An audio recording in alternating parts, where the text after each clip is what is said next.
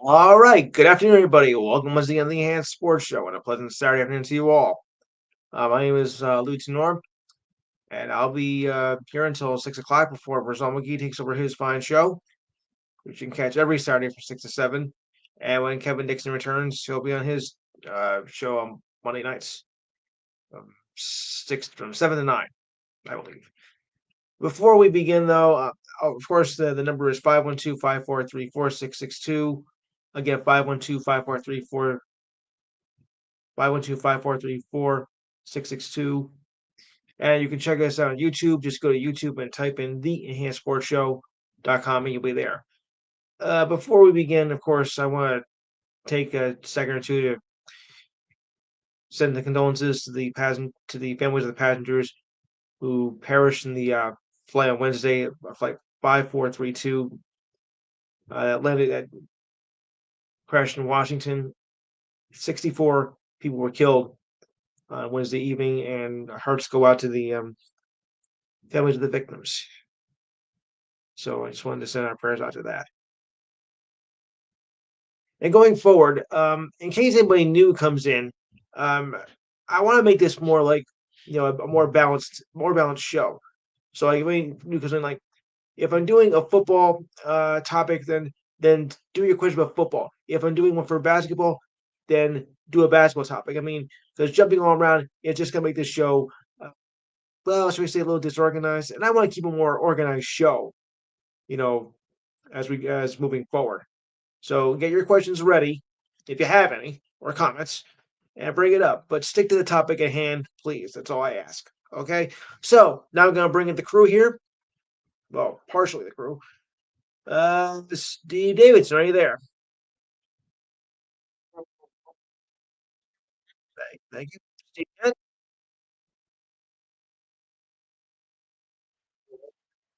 all right. And my better half. Okay, now you're on. All right. Well, of course, before we always begin everything else, we have a big month of sports ahead on the calendar. We got the NHL Nations 4 tournament coming up in 2 weeks, and the NBA All Star game, which is pretty interesting this year. Of course, we got the Super Bowl. We got the Pro Bowl game that's going on right now, if anybody cares. Um, Daytona 500 on February 16th. And before you know it, pitchers and catchers report to spring training. I know that a lot of people are looking forward to that. All right, so let's go with our monthly look at the standings.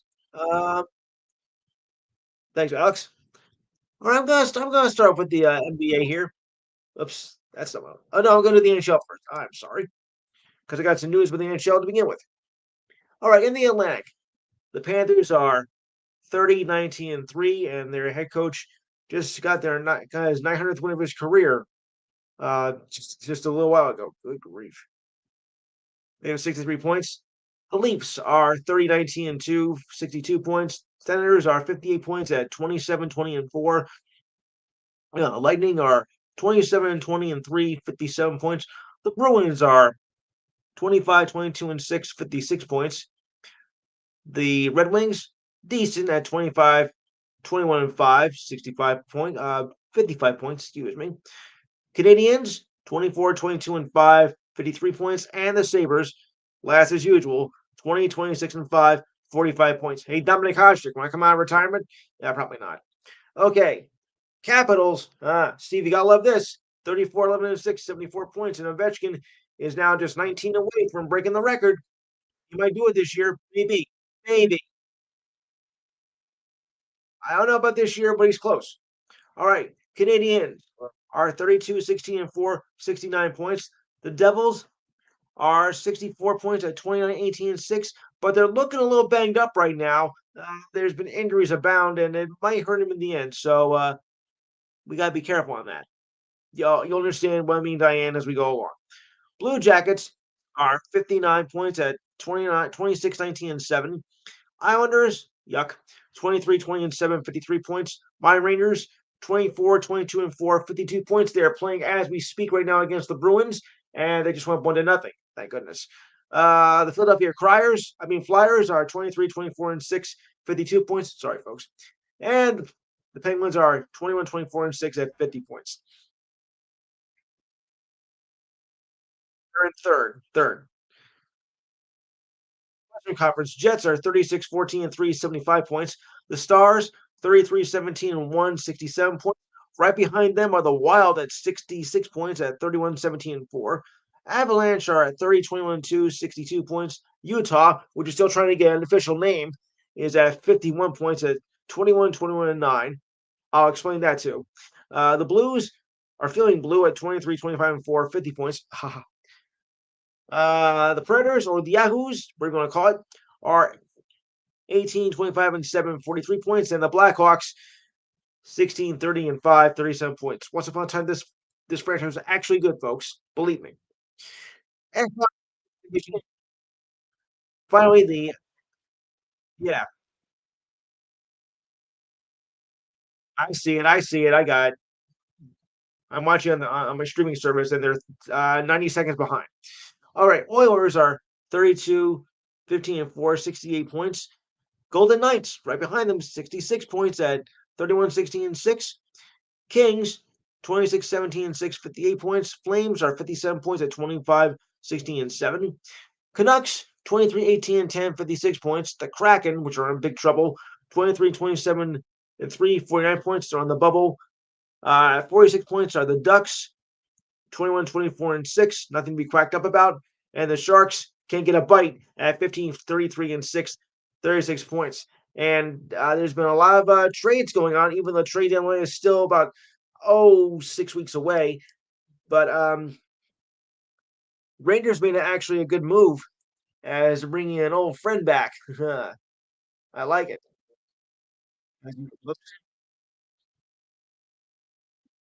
Yeah. Yes.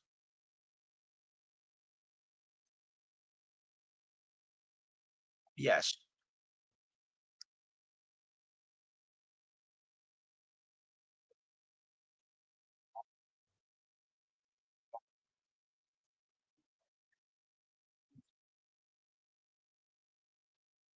Do I hear any chance of sell the team?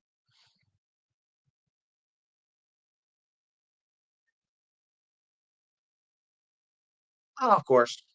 Yes. That too, of course.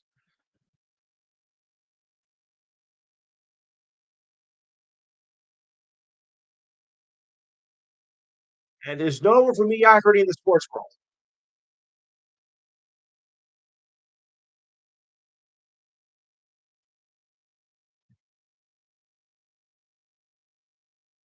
Probably. And JT Miller scored a goal. Okay, good. All right. So with that being said, yeah,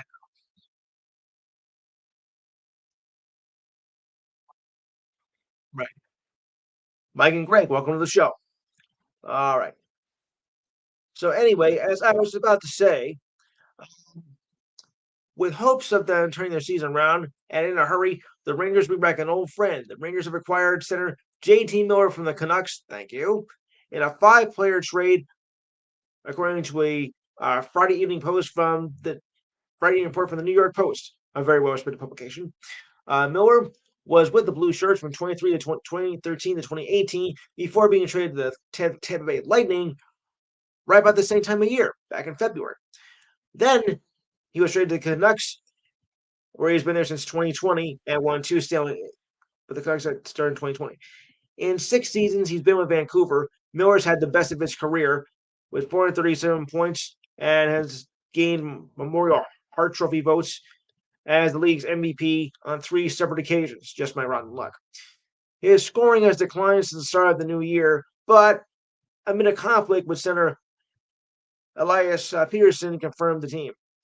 As part of the deal, the Canucks receive former Rangers center Philip Scheifele. Oh boy, defenseman Victor Mancini. Mancini. Never mind. As well as a conditional first round pick. In addition to Miller, the Canucks appear to send defenseman Eric Brandstorm, defenseman, I should say, Eric Brandstorm and Jackson Dorrington to the Rangers. A very different framework that was reported by the Athletic in the last month. Right now, as I said, they're 24, 22, and 4, but that's a pending outcome of this game. So, with that being said, first of all, to the Rangers fans, um, could Miller's presence actually help turn this team around? Because right now they're on the bubble looking in. I mean, they started so well to begin the season, and then they took a tailspin like in December. They had a good January.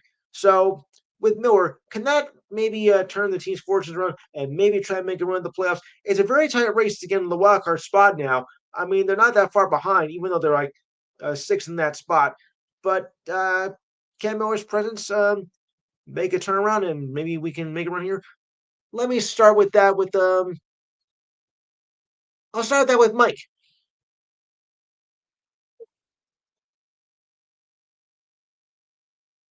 All right. Uh Steve Ken, your thoughts.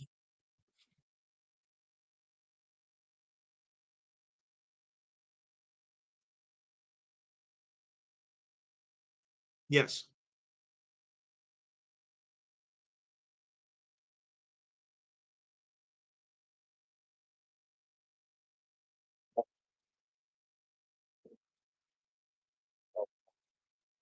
Yes.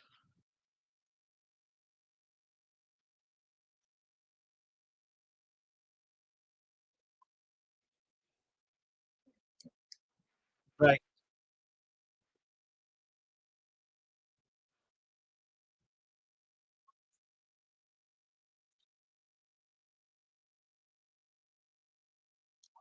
Right.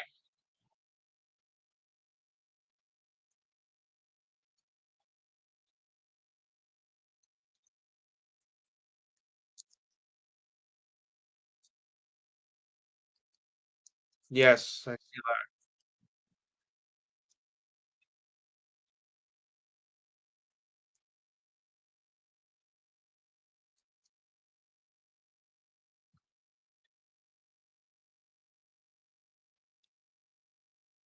that. I believe you too, yes.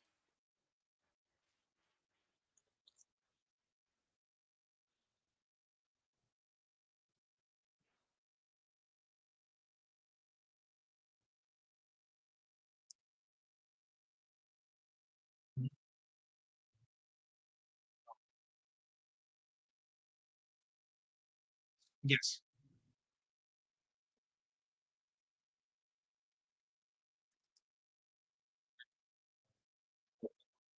Mhm.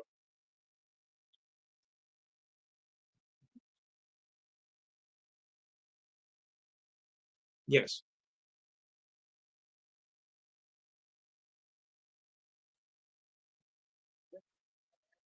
No, that long. Wow. Mhm.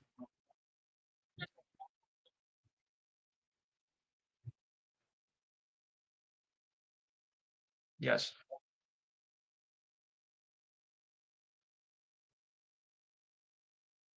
Right. Yes.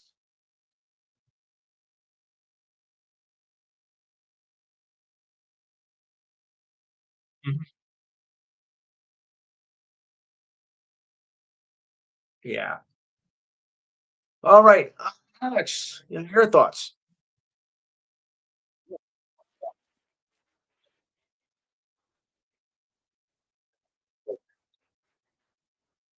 Yeah.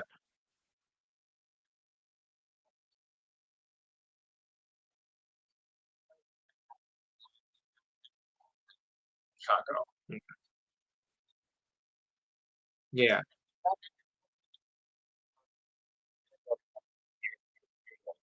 All right. Yeah.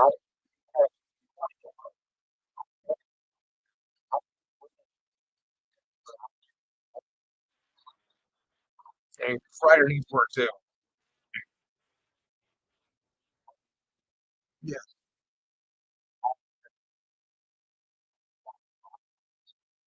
And Kreider needs work. He's had no power play goals in the last 10 games. Oh boy. Greg, any thoughts?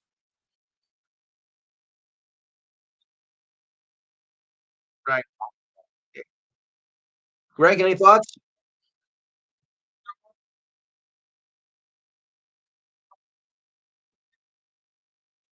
Is that today?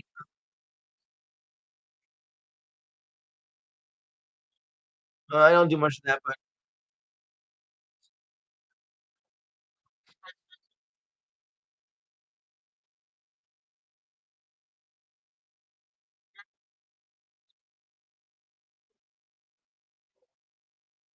yeah,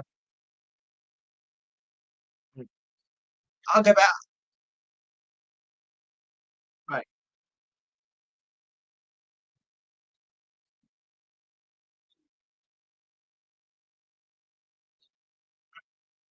We'll get back to that in a little while, Greg. Right. Okay. I know. Right. Nothing.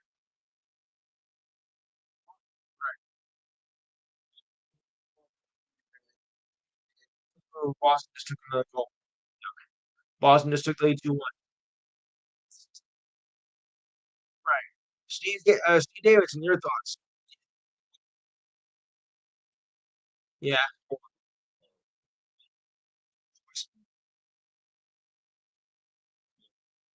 Has yet to be seen. Yes.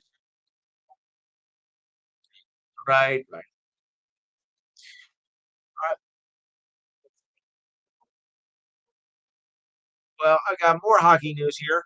The Golden Knights signed for Brandon Sad to a one year prorated deal worth 1.5 million yesterday. That'll carry over to the rest of the season. He was waived by the Blues on Tuesday and cleared on waivers on Wednesday. The Blues placed Sad on unconditional waivers for the purpose of terminating his contract. Oh boy. He was in the fourth year of a 5-year, $22.5 million deal. Um, he has 9 assists and 7 goals this season. Not bad. He's a two-time Stanley Cup winner with the Blackhawks when once upon a time they were actually good. So has 260 goals and 255 assists in 906 games. He's also played with the Blue Jackets and Blues as well as the Blackhawks. So not a bad deal. I mean, his numbers could be a little bit better, but still reasonable. He is a two-time champion, so he knows what he's doing. Right, guys? Right. Otherwise, otherwise, what are you doing? All right. Now, as I just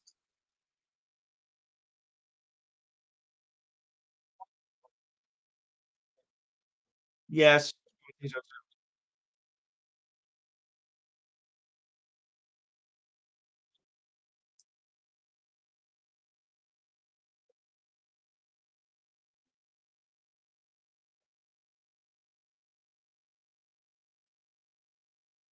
Yeah,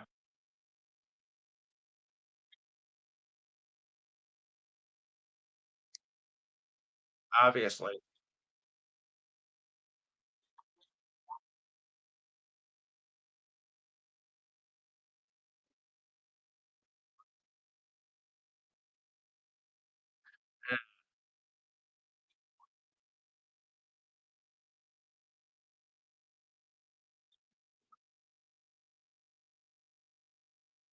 Mhm.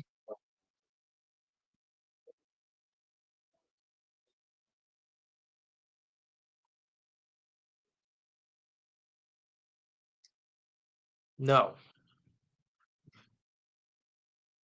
All right, so we'll move on. Now, I was mentioning just a second ago about the how Utah is still trying to get itself a permanent nickname. One team though has been replaced.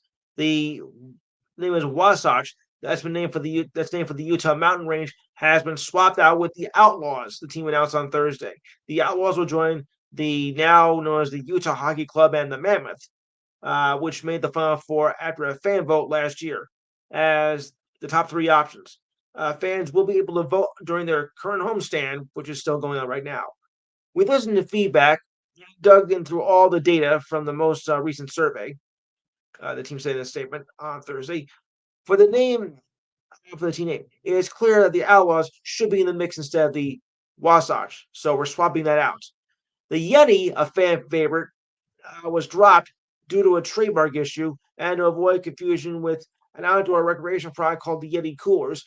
Actually, I thought it was to be confused with the Abominable Snowman, so which is known as the Yeti. So unfortunately, that wasn't it. A permanent name on the team is expected before the start of next season. I don't know about you, but I kind of like the Outlaws. No, no, wait, no. I'm gonna go with the Mammoth instead. I think it has. I think it stands more of a hockey name. Outlaws. It's more of a like a name for like a football team or whatnot. I think Mammoth has a better hockey name too. Yeah, yeah. The Abominable Snowman.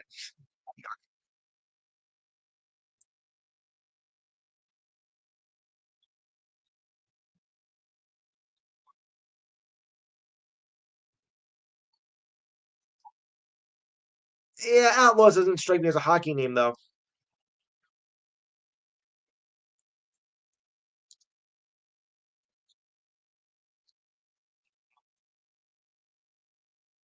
Yeah,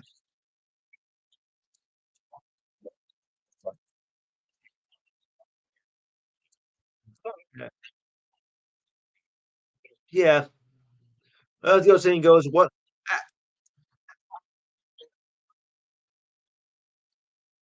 I think they're gonna decide in the off season. Yeah, because we're still going on right now. So I think it's gonna be. I mean, because Utah Hockey Club, that's a boring name to be honest with you. No offense, but yeah, it's just too plain. All right, so now we're gonna switch over to the NBA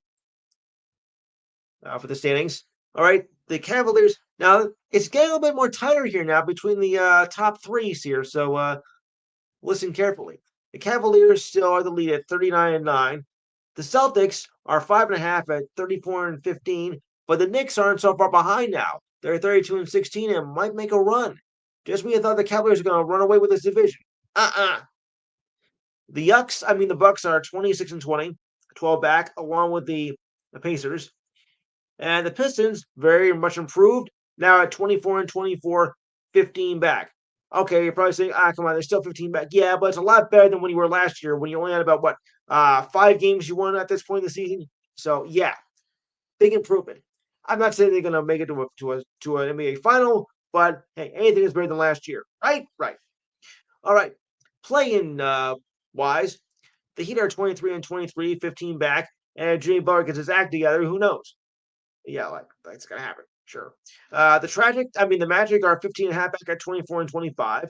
The Hawks are 22-26, 17 back, and the Bulls are 21-28, 18 and a half back. Michael Jordan, where are you? At the bottom of the barrel, the Sixers are 19-28, 19 and a half back. Yuck. Raptors and the Nets 15 and 33, 24 back. Oh boy. Hornets 12 and 33, 20 and a half back. And Steve, I hate to tell you this right now, but your Wizards are, oh, wow, pathetic. 32 and a half back at a miserable, pathetic 6 and 41. Steve, what is wrong with your Wizards? Tell me. Tell me, Steve, what is wrong with your Wizards this year?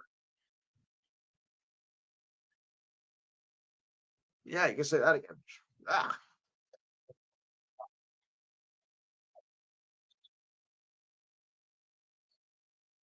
no, no,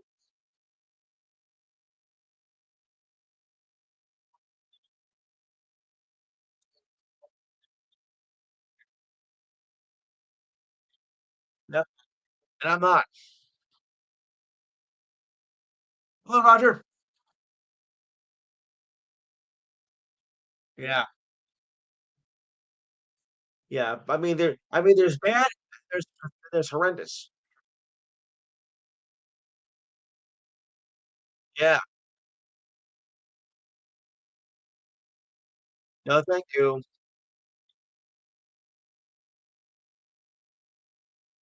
How long is the rebuild supposed to take? Can I ask you that?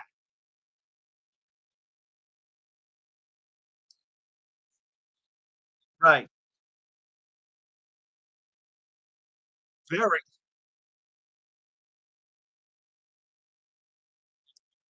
Sure. Oh, Pool's horrible. Yeah, they are. They've always been. Like I said, what's the one word I'm always thinking? Ego. And there you are. All right. So, yeah.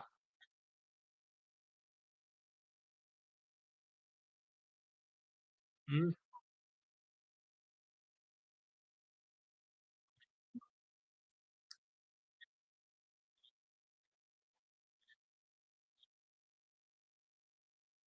Right.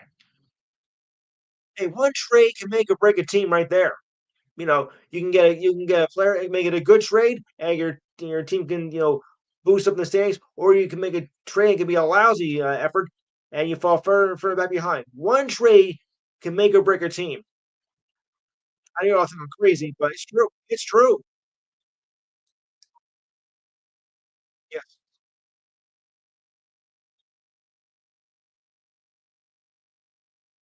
thank God. They're in contention. They're in contention. Yeah,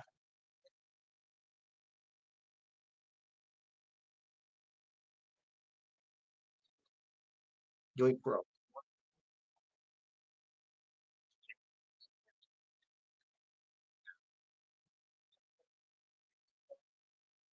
Right. Okay, moving on. Now to the West. The Thunder, 37-9. They have a 5.5 game lead with the Rockets at 32-15. The Memphis Grizzlies are 32-16, 8 back, but I think they're in a little bit of trouble here. Nuggets are 29-19, 9 back. At 10 back are the Lakers at 27-19, and the Clippers are 20-20, 10 back. Play-in standing wise, the Wolves are 27-21, 11 back. At 12.5 back are the Suns at 26, 25 and 22, and the Mavericks are 26 and 23, and the Kings 24 and 23. Warriors on the outside looking in at 24 and 24, 14 back. Spurs, despite the presence of Victor Wembanyama, is still a losing record at 21, 24, 15 and a half back. Sorry. Blazers 19 and 29, 19 back. The Pelicans 12 and 27, 26 and a half back, and they got some more bad news today. Oh wow. And the Jazz 10 and 36 and 27 back. When it rains, it pours, folks. When it rains, it pours. Um, Before we go to the yeah, let's do the NBA reserve list right now. Okay, last week I gave you the starting players for the All Star game. So here's the reserves for the Eastern Conference. Eastern Conference: Jalen Brown of the Celtics, Pascal Siakam of the Pacers, Darius Garland of the Cavaliers, Cade Cunningham of the Pistons, Evan Mobley of the Cavaliers, Damian Lillard of the Bucks, and Hero or Harrow of the Miami Heat. Oh boy. Western Conference: Anthony Edwards of the Timberwolves, no surprise. AD of the Lakers. Okay, Anthony Davis. James Harden of the rival Clippers. Jaren Jackson Jr. of the Grizzlies, Prince Sigun, Houston Rockets, Jalen Williams of the Thunder, and Victor Wembanyama of the San Antonio Spurs. Does anybody think that that any of these players should not be in the reserve list? I kind of like Cunningham though, even though Detroit's not that well, it's not that good this year, but still an improvement. Hold it. I like Edwards of the Wolves. Yeah, I think so too. That's the problem. Well, that's the problem, Alex, that the fans make it into like a popularity contest of who you like instead of seeing who is really one of the best. Because that's what you come down to. Who are the best players, not just because of someone you like.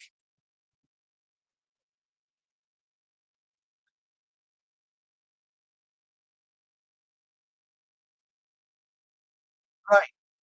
Exactly. Yeah. See because the fans I think have too much power in this. And that's the problem with the All-Star voting.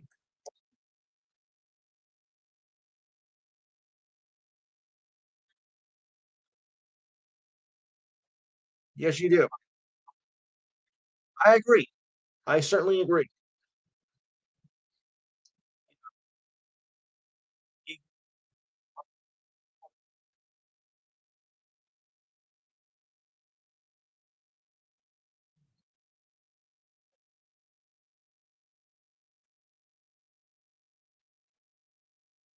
Mhm.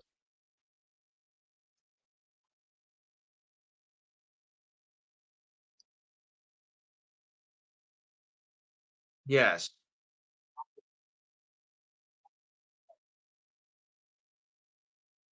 Oh, sure.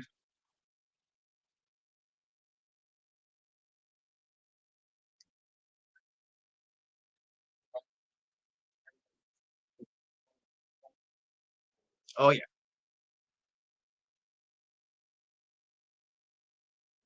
Right.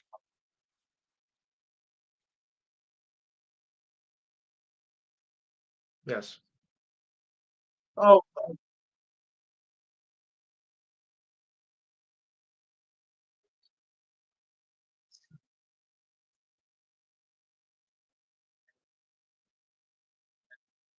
Segun. Yes.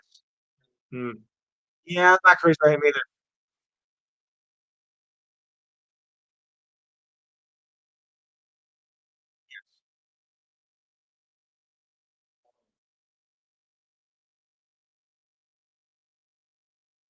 Mm. Yes. He is. Right.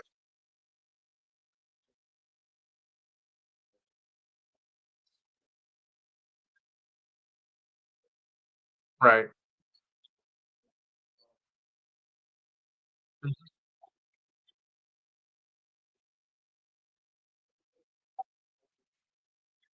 No. AJ? Yes. Alright.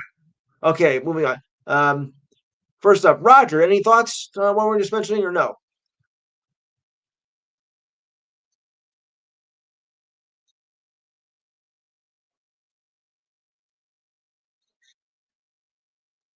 You can say that again.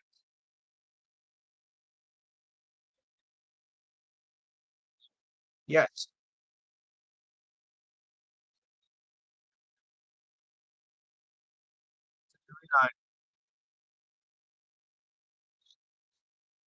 9. Yeah. What a long drought. Okay, now we'll turn to some football. Jimmy, you glad you came in at the right time. Okay, well, the NFL championship games were last Sunday. One was a great game, and the other was the Eagles, Eagles and the Commanders. Oh boy, sorry, but I kind of knew that game wasn't going to go so well. I mean, the Eagles got right off the bat, and Washington was just no match for it. Going into that game, I had serious doubts about that game. To be honest with you, I really did. And Saquon Barkley showed why. Starting off with a 60-yard touchdown run on the Eagles' first play and finished with 118 yards and 3 touchdowns.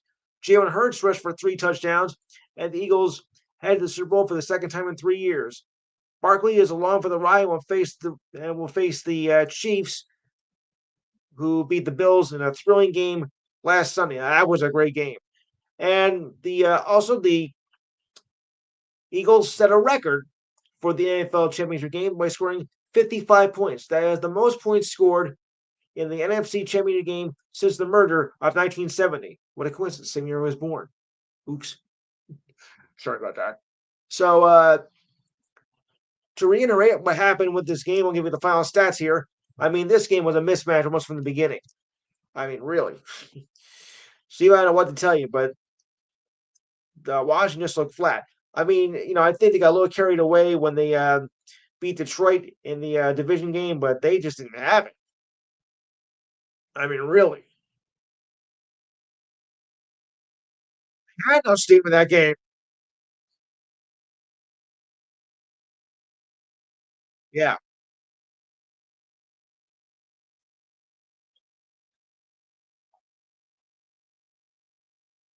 of course.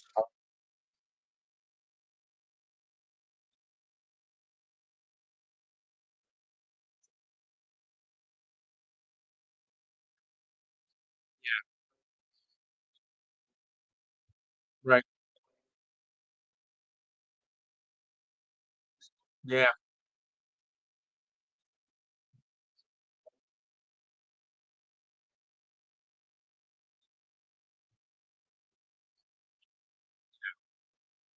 Right.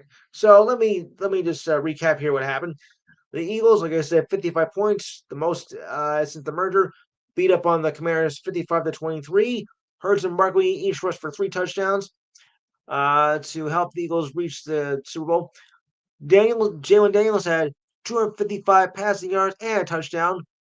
As I said, Barkley had 118 rushing yards on 15 carries and 3 touchdowns, and Zach Ertz had 104 receiving yards. Not bad. This one was, I think, going to be a much closer game anyway. The Chiefs and the Bills. I mean, they have similar styles and whatnot, and I knew this was going to be a much better game. But the Chiefs won in the end, and I'll explain something in a little bit. Meantime, Patrick Mahomes had 245 passing yards and a touchdown. Cook had 85 rushing yards on 13 carries and 2 touchdowns, and Worthy was very worthy at with 85 receiving yards and a touchdown. Little play on words, folks, if you know what I mean. Worthy was, well, worthy. Yuck. All right, so getting back to where we were. All right, so but here's what happened why the Bills lost. Well, how I think why the Bills lost.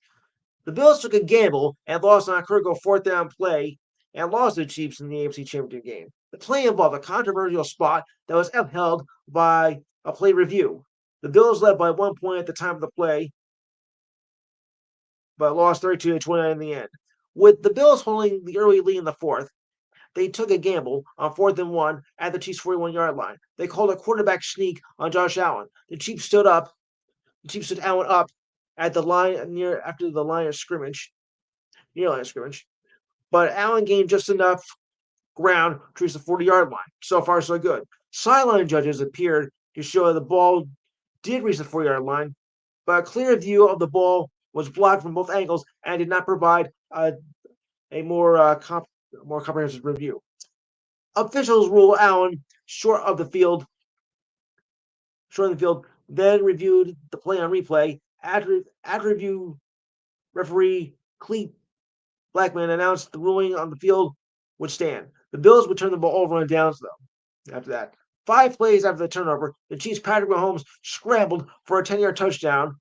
He followed that with a 2-point conversion to Justin Wilson to give the Chiefs a 29-22 lead, just over 10 minutes left in regulation. The Bills responded with a 9-play, 70-yard touchdown run on their own to tie the game at 29-29. So, like many of us, I was thinking overtime. I don't know about the rest of you all, but I was thinking overtime. I'm sure Diane was thinking overtime, and probably Mike too. Well, because they know me. So with just a, and then, but the Chiefs answered with a field goal in the final 3 minutes and 33 seconds to have 32-29. Of course, the Buffalo still have one more chance. The Bills turned the ball over, though, on the next possession and allowed the Chiefs to run out the clock to hold on that 3-point win. If it wasn't for that play, I think Buffalo would have had a chance to spoil it and maybe upset the Chiefs on that review. I mean, what a way to lose a game! What a way to lose! It was a gamble that couldn't pay off. How do you like it?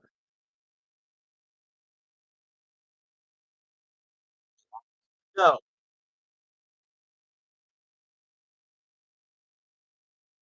yes,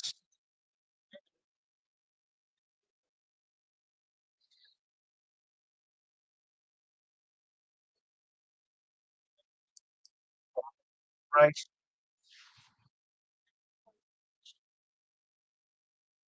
That's right. Yeah, I thought so too. I really did. That's the way it should be. How stupid can you be?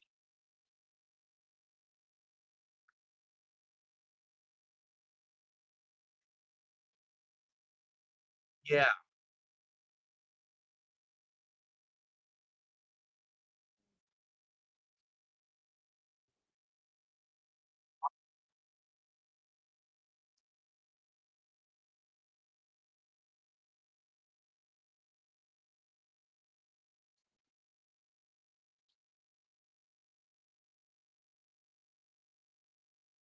Yes, naturally.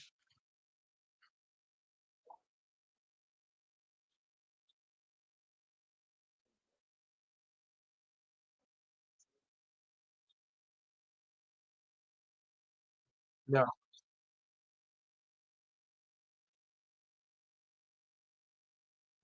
Yes. How dumb. How dumb. What a way to lose. What a way to lose a game.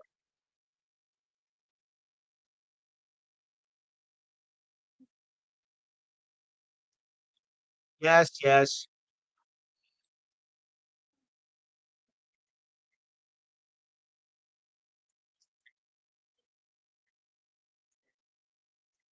Right.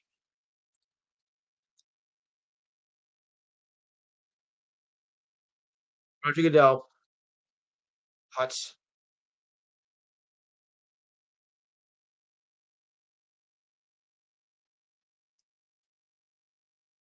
Yeah.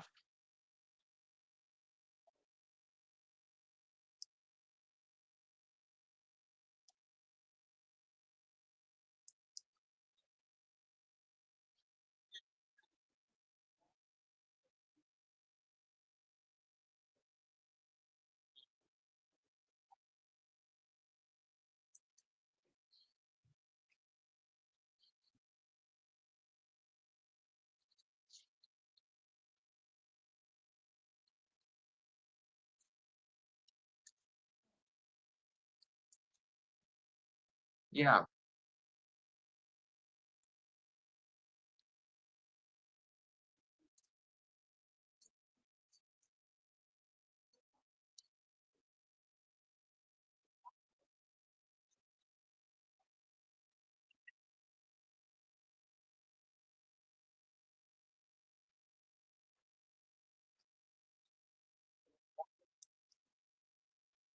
Yes.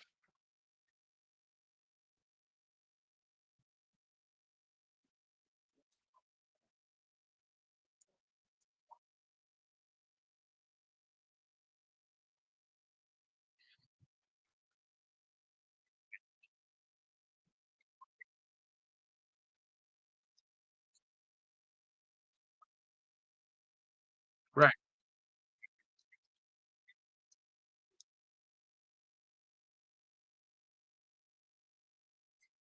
I believe he was injured. I don't get what the injury was, but yes. No.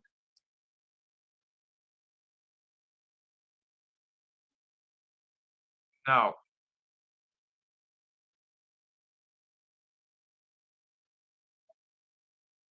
No.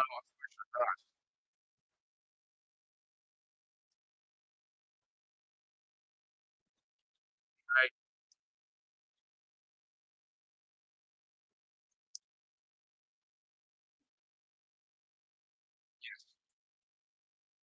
We all did. What a way to lose.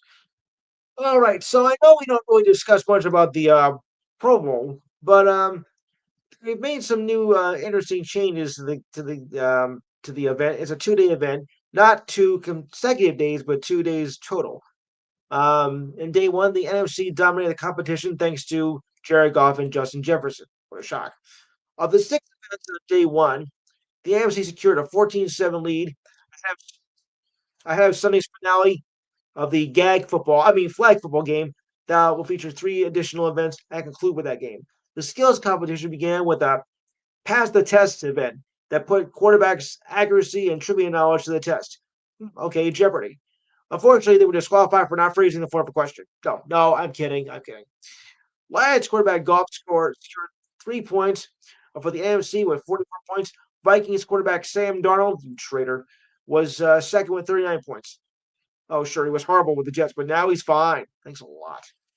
Each quarterback started with 40 seconds on the clock and received an additional 10 seconds for every correct answer.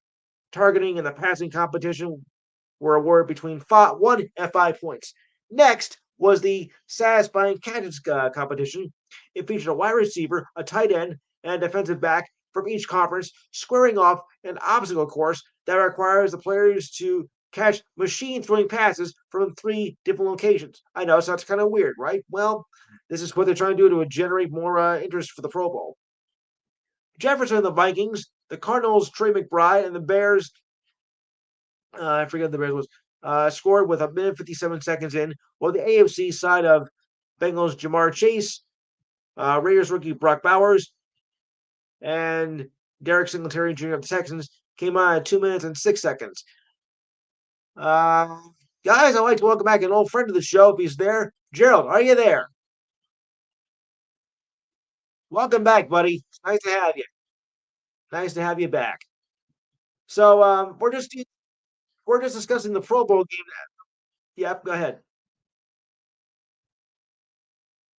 Yeah, we'll get to the Cowboy news in a minute. But what did you make of the championship games, though, Gerald? No, no, the pro, the NFL, not the college.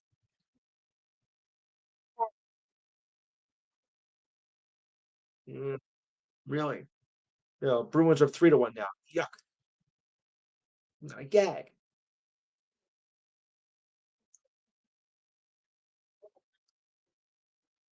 Yeah, I know. It's a rivalry, people. It's a rivalry.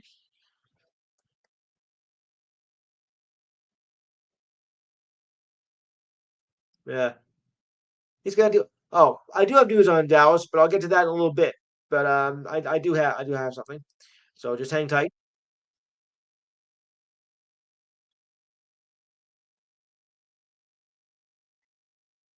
You mean Marty's boy?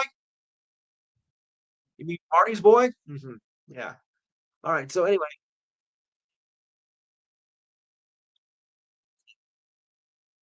uh, well, with no experience, that kind of worries me a bit. Yeah, but with no experience, that kind of startles me a little bit. He says no NFL previous experience, so I'm kind of iffy about that. So anyway, getting back to the Pro Bowl, the AFC won the spike meter contest. This event determined who could spike the ball the hardest. The Jets' Quentin Williams won the event, thank goodness, with a 982 score, finishing ahead the Giants' Dexter Lawrence, who scored 979. Not bad. Each player was given 3 shots to secure the top spike that is measured by both power and impact. The NFC fought back though with the Helmet Harmony event, which is like a quiz show competition that tests players' knowledge of their teammates. There were 6 participants from each side competing, and the NFC won that 8-6. Like I said, Jeopardy. The AFC also won the race relay of 3 groups of 4 players, each conference participating in 3 heats of the 40-yard dashes, which each competitor handing off the ball to the next teammate. Like I said, it's an obstacle course. So the AFC took 3 of the events for a 2-1 advantage in overall points of the contest. In the dodgeball event, the AFC and AFC split 2 rounds, each getting 3 points. Day 2 is, of course, Sunday with the flag football game. Honestly, a dodgeball event for this? What are you, nuts? I know they want to generate more interest in the game itself, but this is ridiculous. Forget all the shenanigans, just play the game.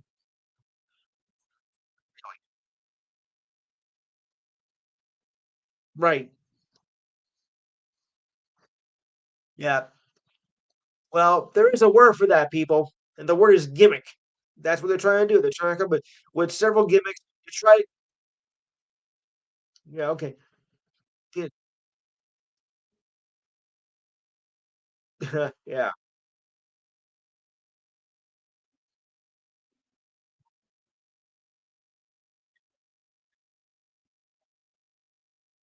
right.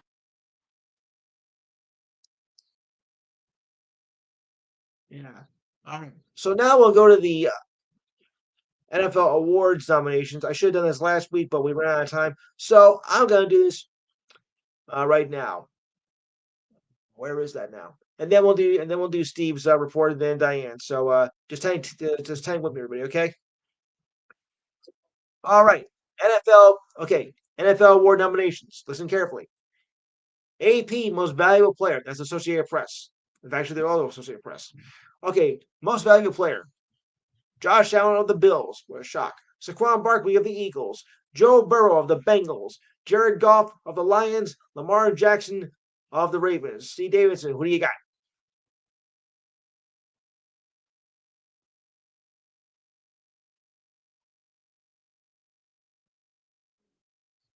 You're gonna go Lamar. All right.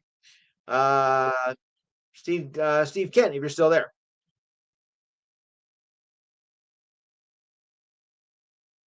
I guess not. All right, Diane.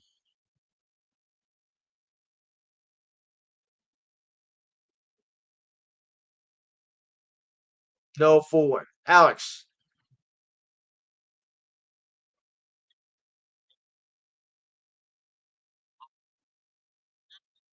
Right.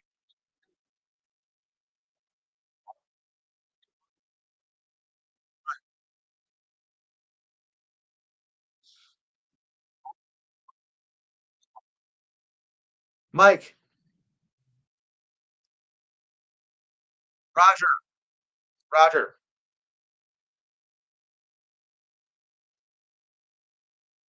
Roger.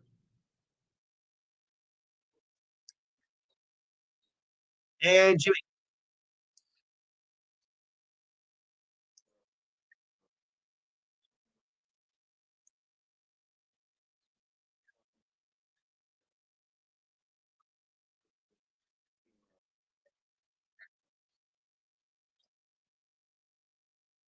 And Jimmy.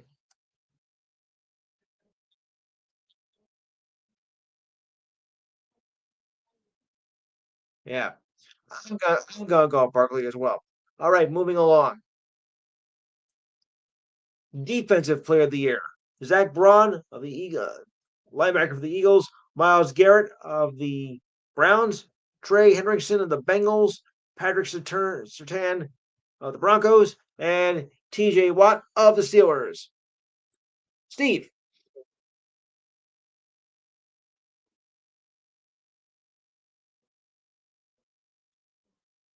All right. Diane. Alex.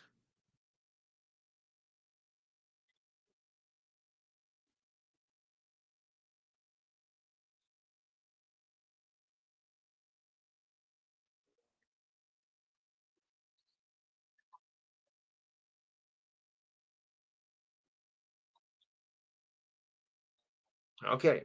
Mike.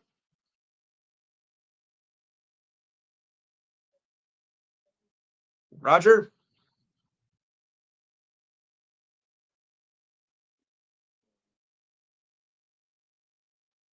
You're gonna go up Braun. Okay. Jimmy. Like I have to guess. Uh, you know what?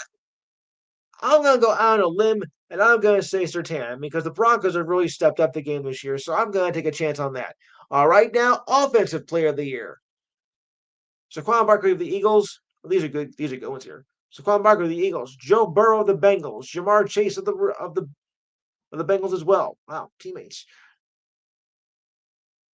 Derrick Henry of the Ravens. Lamar Jackson of the Ravens. Steve.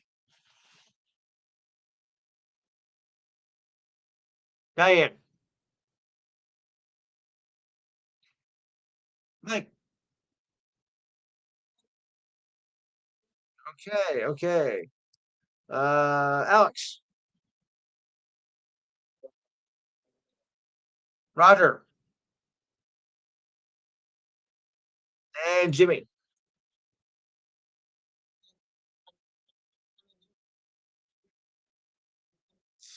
Yeah, I'm afraid Barkley's the clear winner here, so I'll have to give you that.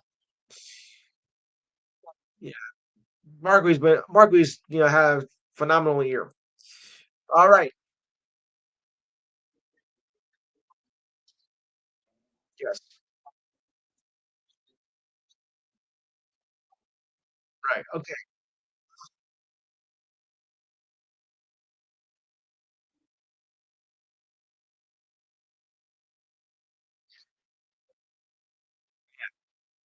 okay. Moving on, offensive rookie of the year. Brock Bowers of the Raiders, Jaden Daniels of the Commanders, Malik Neighbors of the Giants, Bo Nix of the Broncos, Brian Thomas Jr. of the Jaguars. Steve.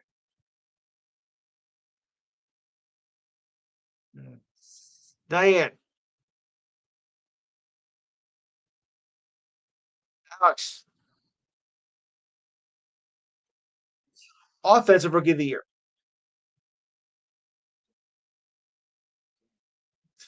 All right. Mike.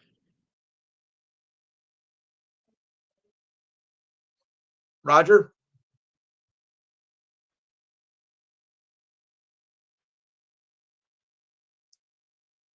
Jimmy.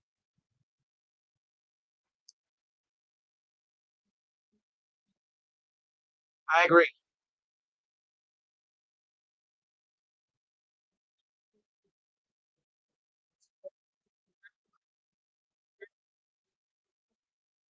Yeah, I gotta go with that too. I agree with Jimmy. All right.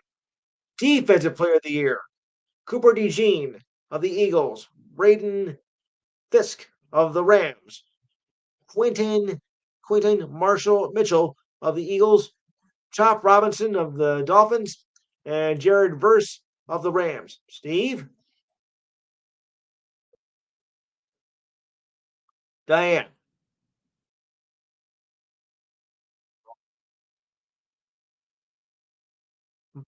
Alex.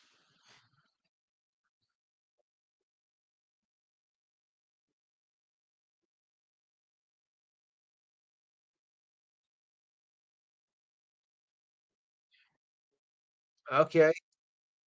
Mike.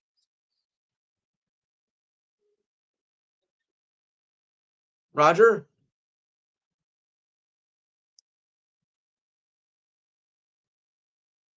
It is.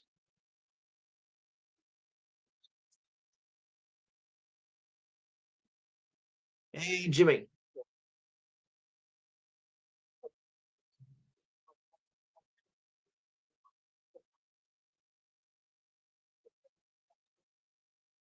Yeah, I'm gonna go Cooper. All right. Comeback Player of the Year. All right, listen to this list. This is good. Joe Burrow of the Bengals, Sam Darnold of the Vikings, J.K. Dobbins of the Chargers, Christian Gonzalez of the Patriots, or DeMar Hamlin of the Bills. Steve.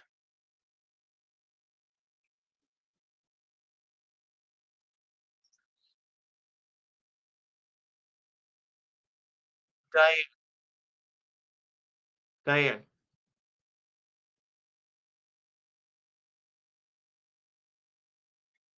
Thank you. Mike.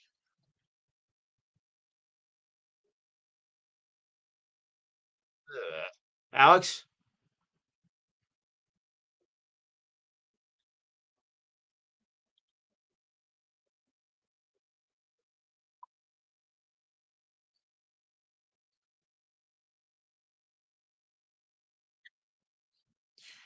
Um, Roger.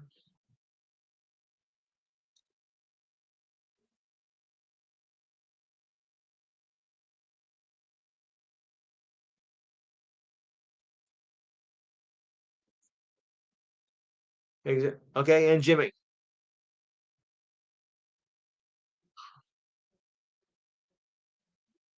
I gotta agree with you guys on that one. I gotta agree with I have to agree with Diane, Roger, and Jimmy because look, Hamlin was almost for dead, in that play when he got hurt. No one even knew he was even breathing or whatnot. I mean, in the ambulance, and everybody thought he was like he died in the field. And to come back now and do this is nothing short of remarkable. You gotta give it to Hamlin. He deserves it all the way through. I mean, coming back from being dead to this. I mean, really, you got it.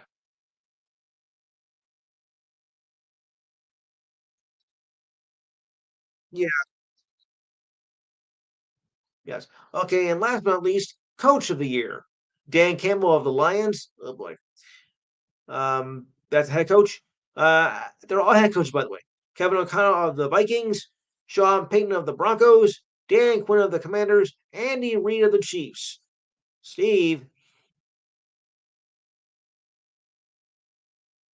uh, Diane. All right, Alex.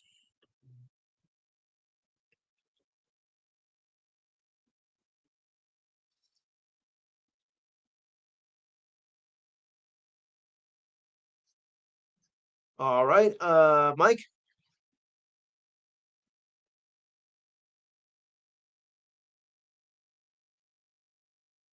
Roger,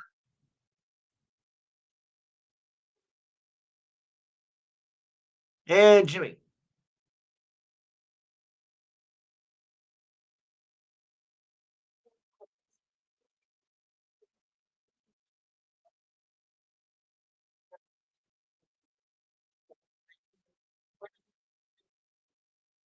I hate to go against all of you, but I got my own pick. I'm gonna go with Sean Payne of the Broncos. He really turned that team around this year. I mean, last year was just like mediocrity, and they've really turned the gun to a playoff or whatever. I have to give it to Payton.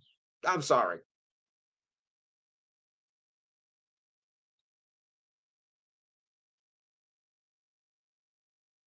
Absolutely. Yeah.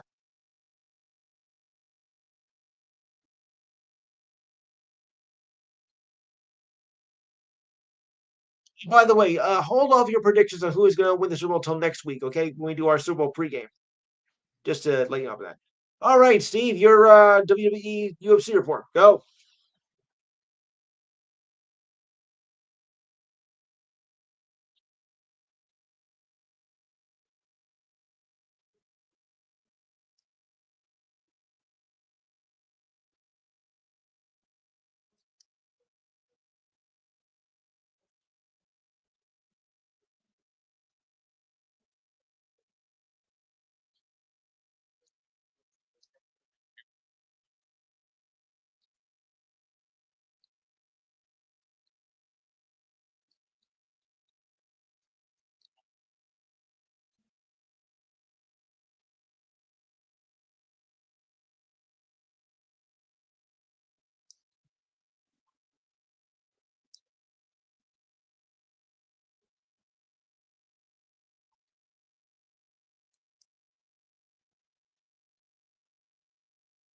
Diane, trivia. You have any?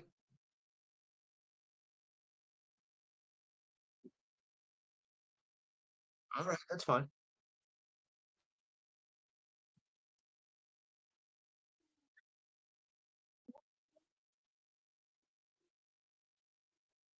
I think it was Sugar Ray Robinson. Sugar Ray?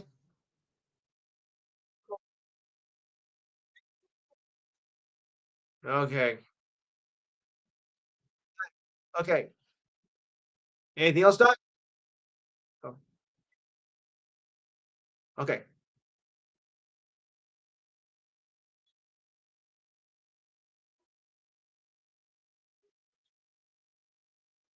Everlast.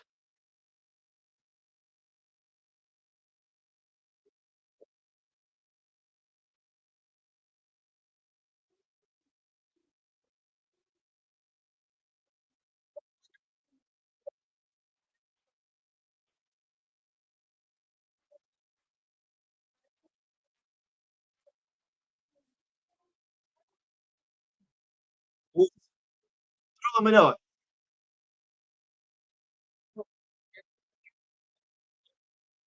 Thriller Manila. Okay. I don't want to talk Frazier. I don't want to talk Frazier. Oh boy. All right. Okay, I'll get the Dallas Cowboys news now. Oh boy. All right. New head coach of the Cowboys, Brian Schottenheimer, Marty's boy, will not have Mike Zimmer running his defense next season. Why? I will tell you. Zimmer told ESPN that he will not be returning for the Cowboys for a second season. Zimmer said he would likely retire from coaching. This was Zimmer's second stint with the Cowboys. He was on staff from 1994 to 2006 and was defensive coordinator for the past 7 seasons. Then he went on to run the Bengals for 6 seasons. Then I wanted to be head coach of the Vikings for the last 8 years. A report this week indicated that former Bears coach Matt Eberflus is expected to be a prime candidate for the next defensive coordinator for the Cowboys. There's your Cowboys news right there. Yeah.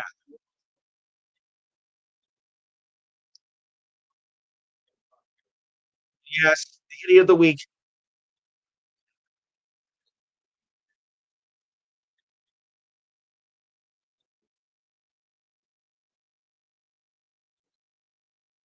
Massage therapists? Oh,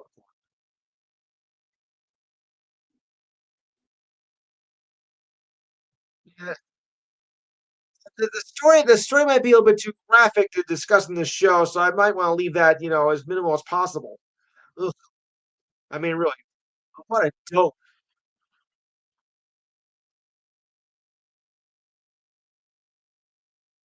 Yeah.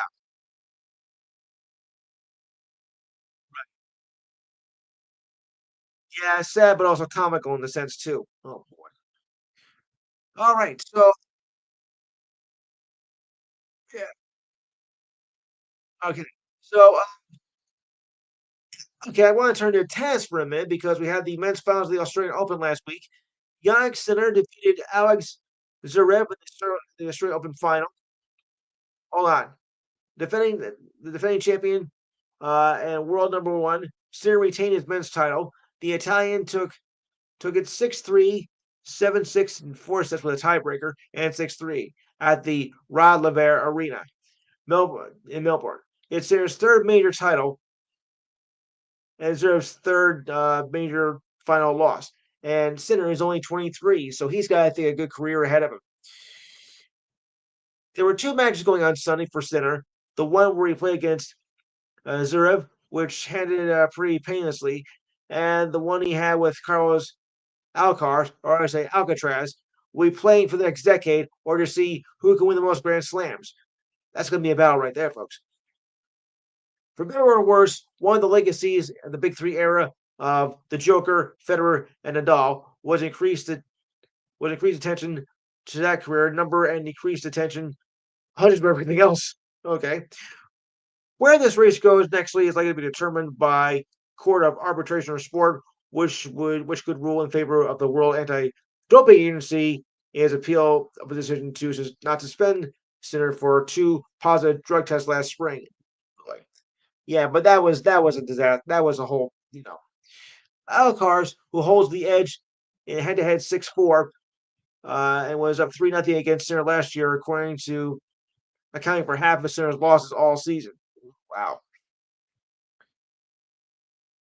The tennis world changed late in 23 when Sinner went on the hard court, tears, and he's been on a tear that ever since. That's what happens when his serve went on from being very good to somewhat ridiculous, which is what happened on Sunday morning over here. How hard was it to handle? Sinner didn't face a break point the entire match. He was built as an insurmountable two-set lead. He won 80% of his points on his first serves and 56% of points on his second serve. Djokovic, Sinner does not blow anyone off the court with his power, but he hits in spots as well as anyone.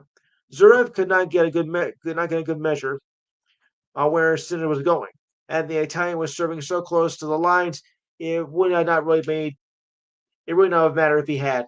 So right then and there, it was a sure sign that Sinner was going to be the clear winner on that. Third title in only 23. He's got a great future ahead of him. I think he's going to be the next superstar in the tennis world. And maybe even beat Alcaraz in head-to-head matches more. So he really did a great job, and score one for the Italians. Me being an Italian American myself, of course. Jimmy, you follow tennis somewhat, right? Yeah, yeah. Did you happen to catch the match? I know it was on early Sunday morning, but did you happen to catch any of it? And any thoughts?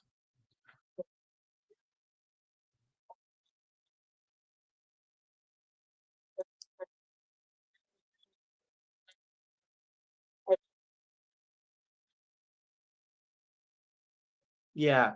Like, oh, and I have good news for your Eagles. Uh, yeah, Brandon Graham. He might play in the Super Bowl after all. Graham has been injured reserve since November 26th when he tore his tricep in the victory over the Rams. Yes, we all remember that. That was very painful. The Eagles were scheduled to hold 3 straight days of practice from Thursday to today before heading to the Big Easy on Sunday. Graham won't count against the roster unless he is activated off the injured list, which just might happen. So we'll have to see about that. No official decision has been made, but it looks more promising.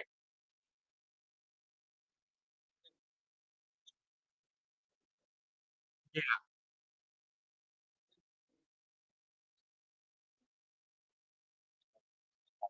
yeah.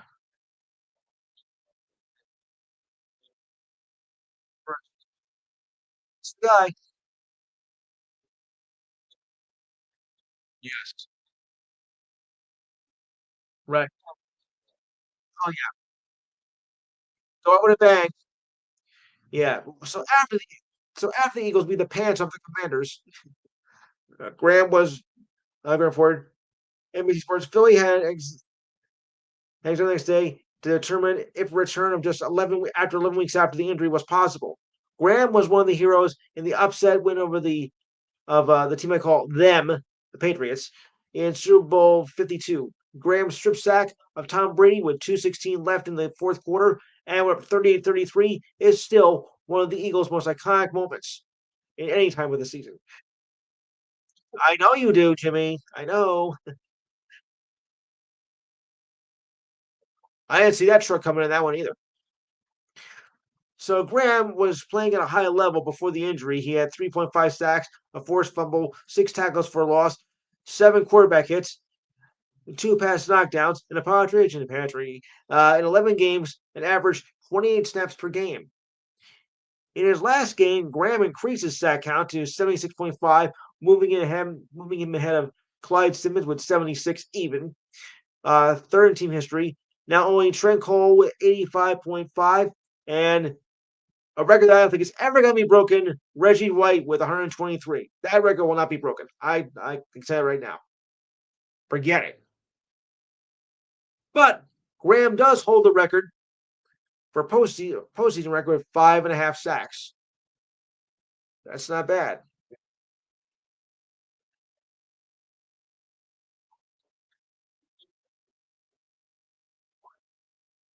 If he gets in, if he gets there. We don't know if he's going to be in there.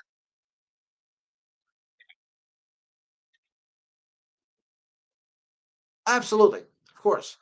But what a way to go out with a bang and, get a Super Bowl title. So, think about that. Go out a winner, right? Right. Okay. Yeah, I think I'll turn to a little bit of baseball now since we're approaching spring training. Comes up too quickly. Comes up too quickly if you ask me. Yes, about 2 weeks, just after the Super Bowl. Free agent infielder Jorge Polanco. Yeah, free agent infielder Jorge Polanco reportedly is returning to the Mariners, pending completion of the physical. Good luck. Source of MLB that he's been a target for the Astros. The Mariners acquired him from the Twins last January. Great, the Astros. The deal is for 1 year at 7.75 million, source told ESPN. The deal includes a vesting option for 2026 that has been on plate appearances that according to the Athletic, which first reported the agreement. Jorge, we'll see about that. Mad Max Scherzer and the Blue Jays come to terms on a 1 year deal worth 15.5 million. Source of ESPN on Thursday. Reuniting him with the Blue Jays team tried to salvage the winner after missing out on such high-profile free agents. Scherzer, a future Hall of Famer for sure, is coming off an injury-hit season for the Rangers, where he only made 9 starts and went 2-4 with a 3.95 ERA. He did not make his first start last season until June 23rd after the surgery, where he had surgery to repair a herniated disc in his back. Ooh, that hurts. He was off August with shoulder fatigue. He returned for 1 start in September, but was out for the rest of the season after he suffered a hamstring injury. Boy, talking about injury prone.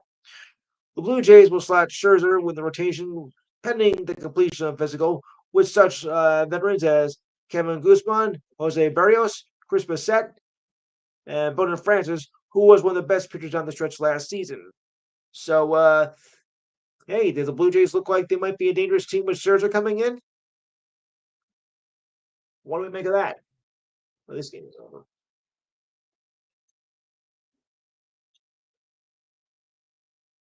Yeah,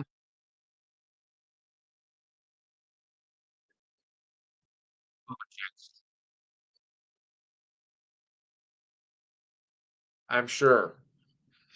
I'm hoping they're not, but you know. Anyone else want to say anything about that? Okay.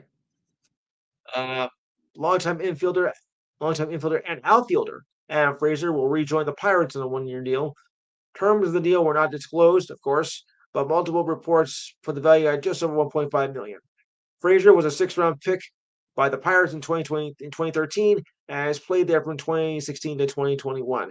The problem is though, I mean the Pirates last year came out on fire and it looked like they're going to be a maybe a lock, maybe to well at least get a wild card or something for the Pirates. But every time they start out strong, they always seem to collapse. I mean, by the time June comes around, all right. By the time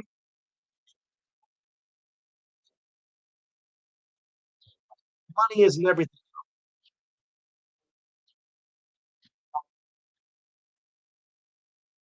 that's the problem.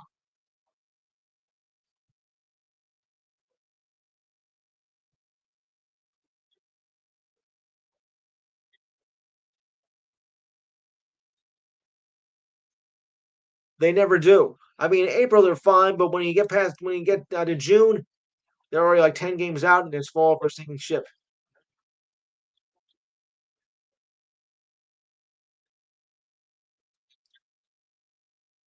Right. Uh, yeah. Wait, Gerald, is this you again? Gerald? Kentucky, you're on. Okay, yeah. I was just reading the location, and it's like Kentucky. I'm just still thinking Texas. Sorry about that, pal. I know you moved, but this is the first time I've seen the new location. All right. All right, so back we go.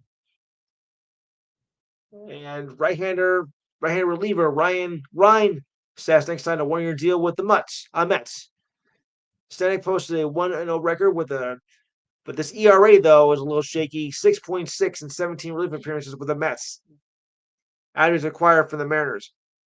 That was after the trade deadline last year. He was 6-3 with 7 saves with a 4.3 ERA and 46 relief appearances with the Mariners in 2024. Stanek has a World Series title with the Astros.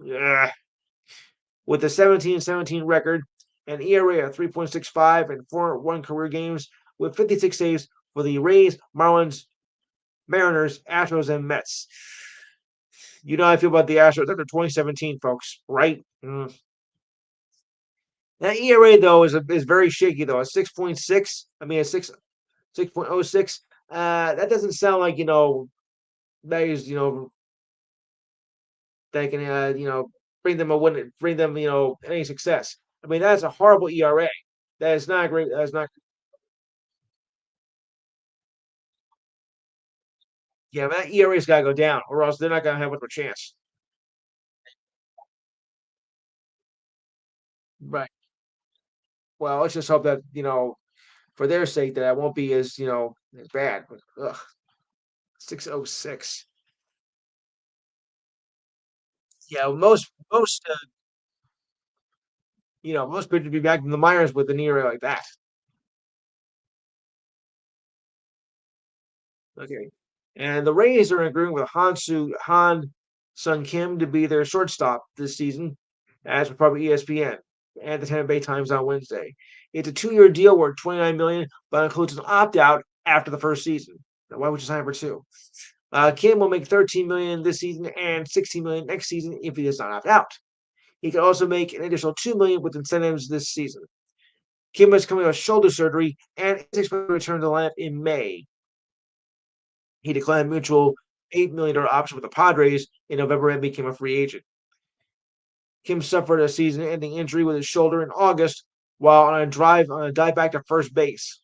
Happens every time. It turned out to be a tear in his shoulder. And last season, he batted with 233 with 11 home runs and 47 RBIs in 121 games. If he hadn't got injured, it might have been a bit more. In 4 seasons with the Padres, Kim has batted 242 with 200 RBIs. Not bad. 47 home runs and 78 steals in 540 games and was a Gold Glove winner in 2023. That shoulder injury is going to hurt. I hope it's able to heal. Yeah. Like I said, guys, spring training comes just way too early for me. I mean, it's hard to think about baseball when we're dealing with snow, uh, below freezing temperatures, and it's hard to think about sunny Florida and Arizona where pitchers and catchers are getting ready for spring training. Well, I'm not the commissioner, so I can't really say. I got some interesting WNBA news if anybody wants to hear. I know we don't have a lot of diehard WNBA fans, but there was a lot of moves this week. So I'll start with Friday. Three-time WNBA champion Natasha Howard is returning to the Indiana Fever, the team that's like their fifth in 2014. Earlier on Friday, she posted dating back to her draft night, saying, "I'm back where it all started." So who said you can't go home again, right? Well, apparently she did. Howard played her first two seasons with Indiana under Stephanie White, who also returns head coach. Howard later played for the Storm, Wings, and Liberty. Too bad you weren't on the championship team. The two-time All-Star won the 2019 Defensive Player of the Year. Won her titles with the Lynx and the Storm, where she won 2 over 3 titles in Seattle. Last season, she averaged 17.6 points per game, 6.7 rebounds, and 2.9 assists in 27 games with 26 starts. Last season, the Fever finished the regular season at 20-20 and made the playoffs, but were exited in the first round, despite the presence of superstar Caitlin Clark. I know everybody's thinking, "Oh, Clark's going to give the Fever a title," but they just finished mediocre-wise. Well, then again, she did commit a lot of turnovers, and that I think might have killed it as well. She's got to work on those turnovers this year. That she did phenomenal. All right. And speaking of Caitlin Clark, she will not be participating in any of the NBA All-Star Weekend festivities next month. Yeah, this month. That's told by our reps at XL Sports. Instead, Clark says she will participate in the WNBA three-point dunk contest in July. Why not? I think she'd be very interested in that. After finishing up her rookie season last year, there was some speculation that Clark will participate in some event in the All-Star Weekend. Ideas include having her take part in a three-point shooting contest, or perhaps facing a showdown with a current NBA player, just as it did with last year, as we all remember that. Clark had a successful rookie campaign in the league last season, won Rookie of the Year, and did not participate in last year's three-point All-Star Challenge, though she played in the All-Star game as Team WNBA took on Team USA prior to the Olympics. This year, the All-Star game will take place at the Cambridge House in Indiana. That's the home court of the Indiana Fever. Yeah, I think she would have been great for it, but I guess they didn't want to go with that WNBA against NBA final last year. But I still think it would have been a great addition. And Alex is back, I think. Anyone there?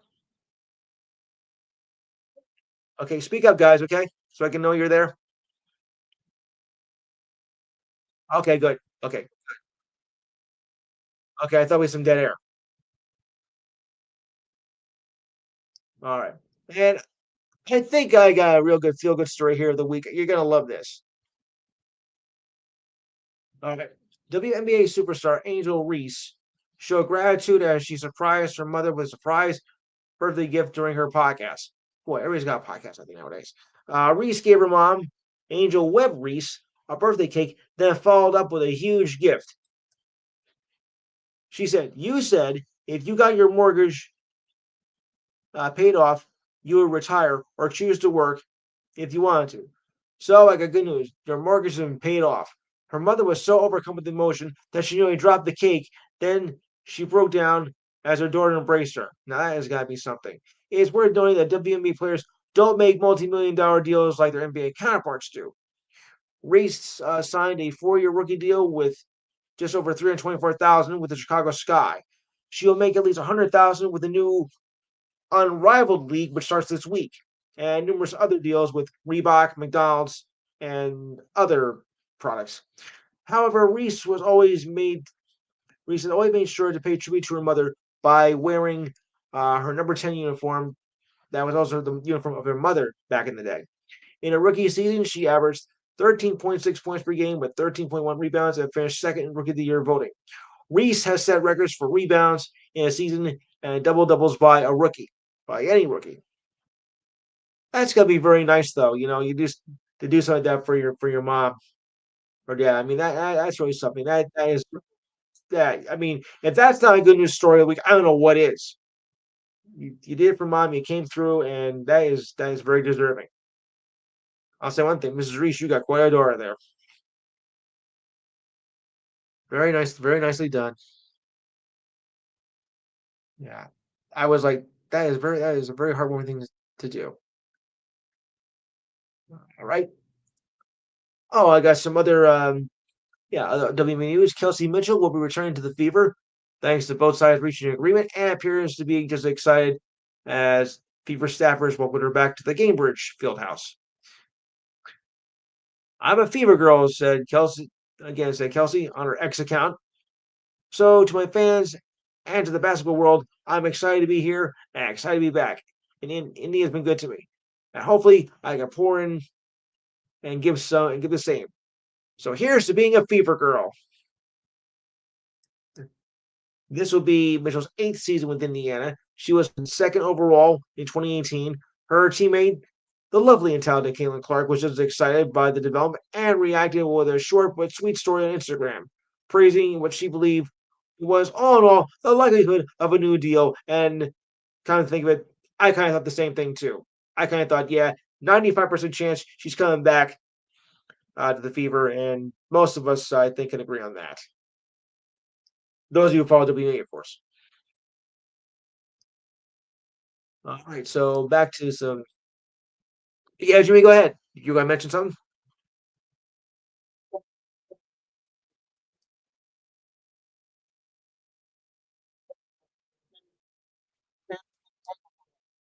Yeah. Unfortunately, it didn't go well so much of the playoffs, but I think maybe we just expected too much from Clark to take him from mediocrity to a championship.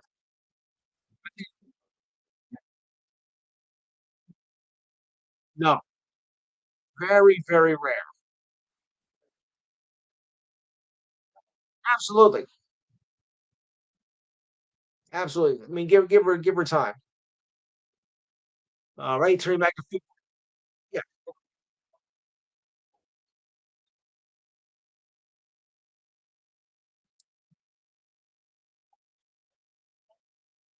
never. Yeah, I like Reese too.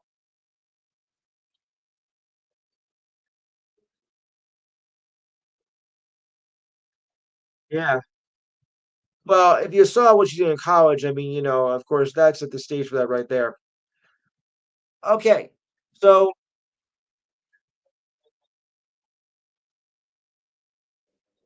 oh yeah,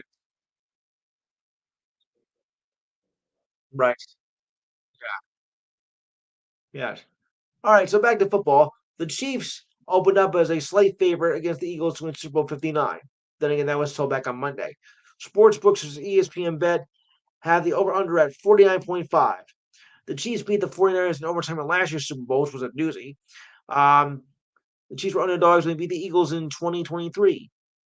And the Chiefs are looking to become the first team to win three straight Super Bowls. Now, I want to indicate that three straight Super Bowls. There have been teams that won four, but not four consecutive. So like the Steelers, the Cowboys, which have won 5 and 6, and of course them who've won seven. But even they did not win three consecutive years. So the Eagles began the season with 11-1 odds to win the Super Bowl at ESPN Bet. The Eagles crushed the Commanders in the NFC Championship game to reach their second Super Bowl in 3 seasons. The Eagles have been underdogs 3 times, but have won every time. So don't let that fool you guys. Just because the underdog does not mean that they don't have a chance. They have a very good chance. Joe Fiesel of the Caesar Sportsbook says that he expects the betting public to be divided between the Chiefs and the Eagles, with more leaning towards the Chiefs. The favorite team has won 36 of 58 Super Bowls played, though the underdogs have been on a streak lately of winning 10 of the last 17. How true. Underdogs are 29, 27, and 2 against the spread. And the Super Bowl will be played a week from now. Like I said, the pregame, our pregame next week. I don't really buy into those odds like that, 1.5 or whatnot, but because it really doesn't matter that much. And it's gonna change, as the week goes on. So I'm not really buying all this odd stuff. Yeah, not evenly matched.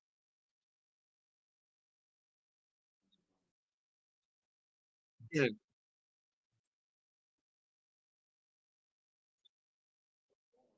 Yes. Yes. Okay. Switching to NBA again. All right. Now here's something that everybody's trying to change how the structure of the game was played in sports. Um, some try to shorten the game or add some extra new rules to the game to try and make things more interesting, especially people with short attention spans. Well, listen to this, guys. NBA Commissioner Adam Silver went on the Dan Patrick Show this past week and made a big reveal that the league has discussed the possibility of shortening quarters from 12 minutes to 10. Kind of convention, I think it's kind of stupid. That would mean games would be shortened reduced from 48 minutes to 40 minutes, just like it is in the college game and the WNBA. With While Silver said there was no immediate push to make the change soon, he admitted that he is a fan of shortening of the game. He has always been There has always been 12-minute quarters since the NBA's inception. Silver wanted to say that he is a fan of 4 10-minute quarters. I'm sure many others are putting aside for records and things like that. But I think a 2 hour format is more consistent with modern TV habits. People in the arenas are not asking up to shorten games, but it's a television program. Olympic basketball and college basketball is a 2 hour game, well, in most cases, unless you count overtime. The NBA is the only league that plays 48 minutes. It's such a dramatic change to the game that would be need to be discussed. Silver also brought up recent changes that were implemented to MLB regarding the pitch clock as an example of an innovation of a traditional sport. And of course, not a lot of fans were too thrilled about that when they first started. Ultimately, Silver advocating for 10-minute quarters appears to Stern mostly from a desire to see pro basketball leagues such as the NBA establish a uniform set of rules across the globe. Because of so much global appeal, one of the things we want to see over time is creating a more consistent set of rules globally around the game. That's what Silver said at the Dan Patrick Show. More interesting of note, Silver went on to say that 10-minute quarters could help resolve the league's load management issue, which has been going around the league in the last few years. I don't think fans would be too disappointed if it was a 2 hour game and not 2:15 or 2:30. Yeah, shortening the game, but that might also let me lead to a lot of lower scoring games. Probably more of a defensive type play style. I'm more of a fan of high scoring and offense. I think it's gonna cause some problems with the game like that. I'm not really in favor of shortening the game. Basketball goes very quickly, even though it's like 12-minute quarters and whatnot. So I really don't see a need for it. I mean, football. I mean, basketball is like the fastest sport of all the majors. You know, Football can be a little bit slow with their timeouts and whatnot. Baseball is still pretty slow, even though it's picked up in recent years thanks to the pitch clock and whatnot. And hockey, well, hockey's hockey, but I like to sometimes things are just better the way they are. I don't think there's need to make a change like that. Am I crazy, or does anybody else think the same way I do? I hope you do.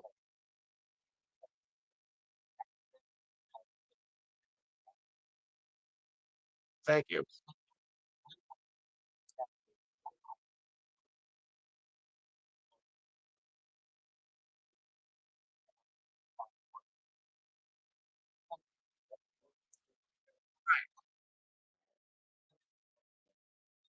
No, no, I don't think it would.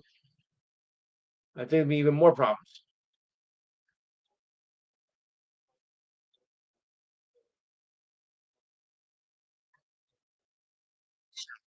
Yeah, like I said, I think it's the fastest of all the major sports, excluding MLS. We'll count that other.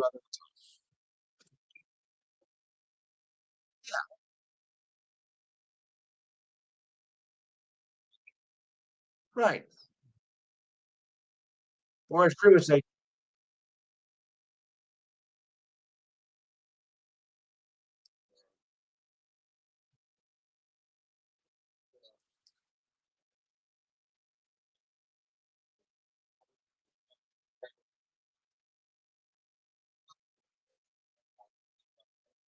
no.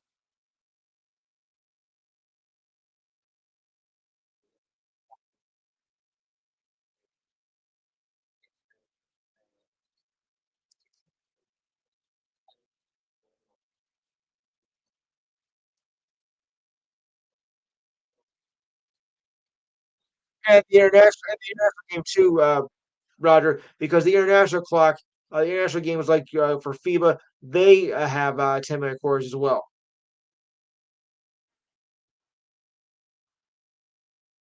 For like Olympic competition and all that. So I really don't see any change. But like I said, it's not going to happen right away. You know, so don't expect anything major change right now. But personally, though, I think Silver is out of his mind.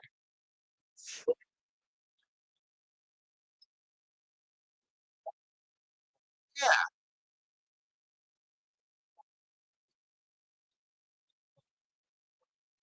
Yes.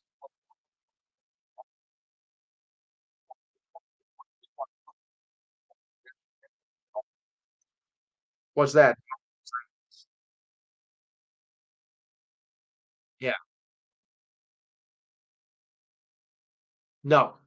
But then again, it's a different generation, Alex. The basketball today is not like the basketball was back when I was young, back in the 1980s. Oh boy, my shoulder. Play.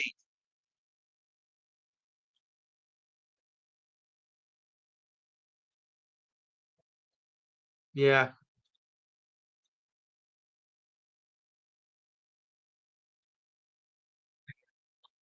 Yeah. Time will tell, of course. All right, so back to football. The Lions are promoting within to replace Aaron Glenn as their defensive coordinator. Linebacker coach Kevin Shepard is moving up to oversee Dan Campbell's defense. Campbell and former offensive coordinator Ben Johnson could be replaced from the current staff. Glenn was hired as the next New York Jets head coach, while Johnson was named to coach of the Bears. It is my job to find the next man up. Campbell told reporters, "Is it a loss?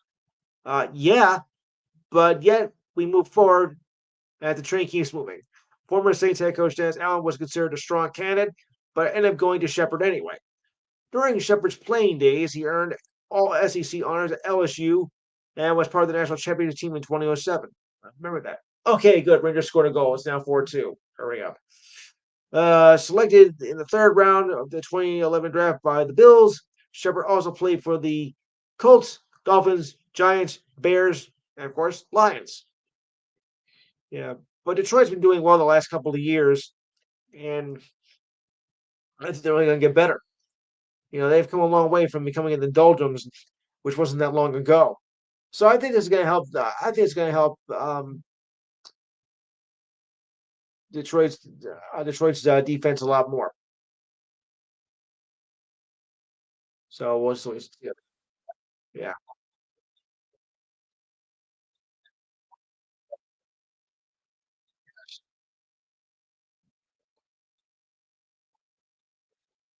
Oh yeah, it would be. All right. Yes. Yes, it is. And yeah, Pete Carroll, of course, is planning to return his coaching at the NFL level, even at his age. Hmm. Well, good luck. I mean, he's 74 years old, man. That's not young. And do you think you still have it at that age?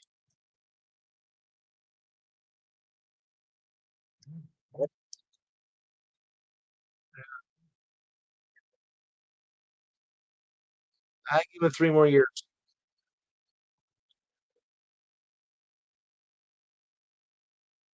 I say 3 years tops.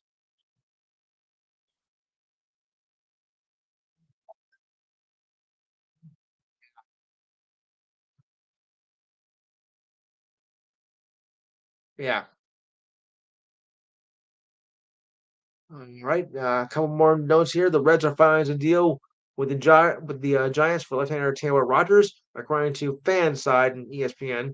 The Reds are sending minor league right-hander Brandon Roxby to the Giants in return, according to Fanside. Rogers is in the final year of his 3-year, $33 million deal that he signed with the Giants ahead of the 2023 season.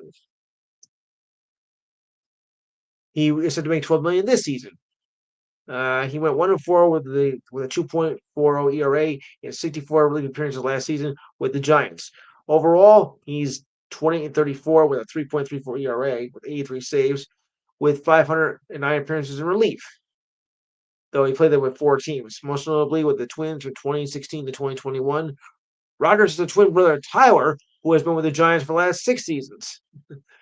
Twin brother, wow. Roxby was 0-4 with a 5.21 ERA and 30 relief appearances for Double-A Chattanooga. Okay. Also in baseball, the Royals reached a deal with free agent right-hander closer Carlos Estevez on a 2-year deal, according to multiple reports on Wednesday evening. Estevez was an all-star with the Angels in 2023, split last season with the Angels and the Phillies, who required him to have the trade deadline last summer. The contract is worth about $22 million, though the Royals have not confirmed the deal yet. Well, as of Wednesday, they didn't confirm the deal yet, but I think they have by now. Estevez went 4-5 with a 2.45 ERA with 26 saves and 12 walks, with 50 strikeouts and 55 innings and 54 appearances in relief last season. 5-2 Boston now. Ugh. He had a 27-3 record with a 4.2 ERA and 82 saves, with 161 walks and 440 strikeouts and 419 plus innings for the Rockies, Angels, and Phillies. But he missed all 2018 due to injuries. The Royals finished 86-76 last season and made the postseason for the first time since 2015 when they swept the Orioles in the wild card round, but lost to the Yankees in the ALDS. And of course, that went to Houston. Yuck. That home run. Ugh, I like to forget that as much as I possibly can. Ugh, yeah,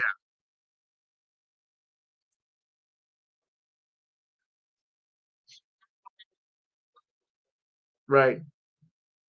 Well, guys, as you know, that mostly when we like to deal with all the good things happening in sports, but there are those articles that come up where, of course, it's very painful to report here. Last week, after the Eagles game and when they won their victory over Washington, a student from Temple University named Tyler Sapathi died after he fell from a light pole on the streets of Philadelphia following the Eagles' NFC Championship victory.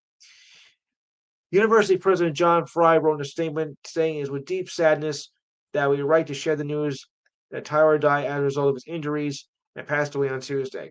The loss of Tyler is both tragic and traumatic. There are words that cannot make sense of it, and the entire community is in mourning of his passing. Our hearts will go out to his family and friends and classmates. He was a native of Toronto and was studying exercise and sports science and was an accomplished gymnast. After the Eagles' victory, thousands of fans took to the streets in celebration. Sapathi was seen on video holding a light pole before he slipped and fell on his back and hit his head on the sidewalk. After being taken to a hospital where he had a brain injury, Sapathi was pronounced dead on Tuesday morning. Man, Philadelphia, yes, very senseless tragedy at that.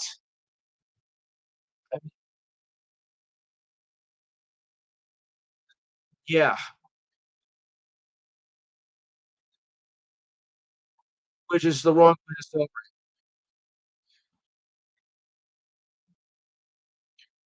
There's a there's a right way to celebrate and the wrong way. Yeah, right. Oh, yeah, because the thing is, right. Well, there's a right way and a wrong way to celebrate after a big win like that, and that unfortunately was the wrong way. and unfortunately, it cost you your life. Kids, I know you want to celebrate your team's victory, but be smart. Yeah, yeah. When you celebrate, be smart. Okay, don't do anything stupid like that because it can really cost you your life, and we don't want to see that. We don't want to hear about how a celebration turns to tragedy, and it didn't have to. It's just that sad. And speaking of a tragedy, the Pelicans season couldn't get any worse. Well, it did, as so as Deontay Murray went down the guard, went down with a non-contact injury to his right leg and was needed assistance to the locker room. This was the last thing the Pelicans had needed after the season they've been having. There is nowhere no where the injury is yet another Pelicans player to sustain the season so far in the 2024-25 season. Leading scorers Brandon Ingram and Zion Williamson have both missed time with injuries as well, and now Murray is out. Entering last night, the Pelicans were 12 and 36 at the second worst record in the West. Murray came to the Pelicans from the Hawks in offseason trade in exchange for landing the former All Star. The Pelicans said Dyson Daniels, EJ Little, Larry Nance Jr., and Cody Zeller, and two first round picks to the Hawks. Murray was averaging 17.9 points per game, 7.6 assists, and 6.5 points, and averaging more than 33 minutes of game time. He, that's just awful. And Pistons forward and center Isaiah Stewart suspended for one game after committing a sixth flagrant foul of the regular season. In the second quarter of Wednesday's loss to the Pacers, Stewart was called for a flagrant foul two. Because he entered the game with several flagrant foul points on his season record, the call on Wednesday triggered for a one-game unmaxed suspension without pay, and he started out last night as the Pistons played the Mavericks. Yeah, yeah, nice going. And Marcus Pearson and Drew O'Connor are now with the Vancouver Canucks as they played against the Penguins last night. And the Clippers are trading for PJ Tucker, Senator Obama, a future second round pick, and cash for the Jazz for Drew Eubanks and guard Patty Mills. Tucker has not played for the Clippers since this season at all. He stepped away from the Clippers in October, with both sides reportedly to find a different situation. Tucker is in the final year of his three-year, $33 million deal that he signed with the Sixers in 2022 before being traded to the LA Clippers. Bama was averaging 4.6 points per game and 4.3 rebounds in 28 games for the Clippers this season in a reserve role behind Ivica Zubac. Mills appeared in 17 games this season for the Jazz, averaging only a measly 4 points per game. And Eubanks was averaging 5.8 points with 4.7 rebounds in 37 games for the Utah Jazz. And as I said, members of the figure skating team were part of that crash that killed 64 people on Wednesday night. And like I said at the beginning of the show, our hearts and prayers and thoughts go out to the family members of those teams. Hopefully, we can avoid tragedy like this in the near future. Ugh. All right, I got 2 minutes left. So, does anybody have any final thoughts they can put in for like about 30 seconds?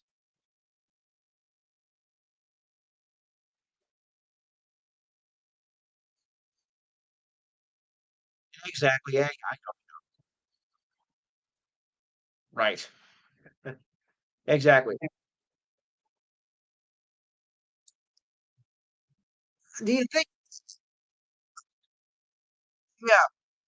Okay. Here's the thing. Yeah, I got a question for you for next week, guys. Now, here's a homework assignment, a brief one. Do you think it was better when they played after the Super Bowl? Don't tell me your answers now. Think about that for next week. Okay, so just be up on that, and then I'll give you my response. All right, guys. So we're gonna wrap it up. Like I said, our Super Bowl pregame is next week. So I want your thoughts. What keys of the game that does each team need to win? And of course, we'll wrap up the Pro Bowl games as well, and we'll keep our eye on everything else going in the sports world. So I'll go wait for our buddy Rasal coming up. He'll take us till 6 to 7 o'clock. And on that note, have a good evening, and try to stay safe out there. There's a lot of weirdness going on in the world, so just stay safe, and because I want you all back in one piece. So on that note, good night and have a good week.